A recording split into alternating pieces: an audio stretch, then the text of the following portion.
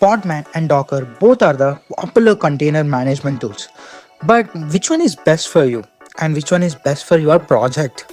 See, both the tools have the distinct differences that can influence which one is better suited for the specific use cases. And here in this, we are going to use an architecture, security, usability, and performance as the different distinctive categories, and let us explore in each category. Architecture. See, Podman utilizes a daemonless architecture, meaning it does not require a background service daemon to manage containers. Each container is run as a child process of the user who invoke it, allowing for rootless operation. This design enhances the security and simplifies management as there is no need for persistent daemon process. And coming to Docker, operates on a client-server model where Docker client communicates with Docker daemon to manage containers. This architecture requires root privileges to run, which can pose security risk if not managed properly. And second category is the security. Podman is considered more secure due to its rootless capabilities and daemonless designs.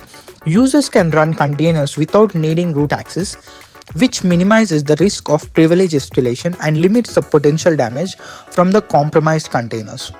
And coming to Docker, it introduced rootless mode in recent versions, but it still fundamentally relies on daemon that requires root privileges. This can create vulnerabilities as gaining to access to Docker daemon can compromise all containers managed by it. And third category is usability and compatibility. See, Podman offers command line interface that is compatible with Docker commands, making it easier for users familiar with Docker to transition to Podman.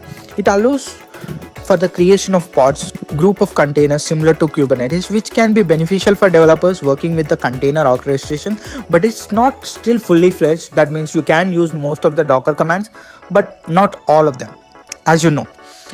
So Docker has a large ecosystem and community support, which means more resources, documentation, and pre-built images are available. It means a popular choice for many developers, especially in environments where existing Docker infrastructure is already in place.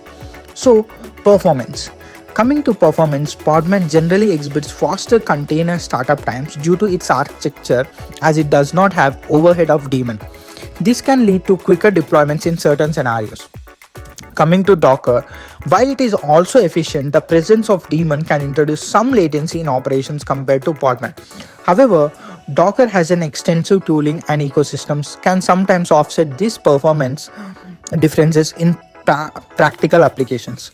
So, what is the conclusion? See, choose the Podman if you prioritize security, requires rootless container management, or wanted to have lightweight and daemonless solution that can easily integrate with Kubernetes. And choose Docker if you are looking for well-established tool with extensive community support, a rich ecosystem of images, and you already invested in Docker infrastructure. See, if you ask me personally, I choose Docker. You can choose any tool that you want and anything you wish for, but you can choose both. Use Podman for developing and use Docker for deployment into your production. See, just experiment with both the tools and deploy whatever you think is sufficient for your project. Let's fail before we come to the conclusion. Okay? See you in the next video. Thank you very much for watching this video till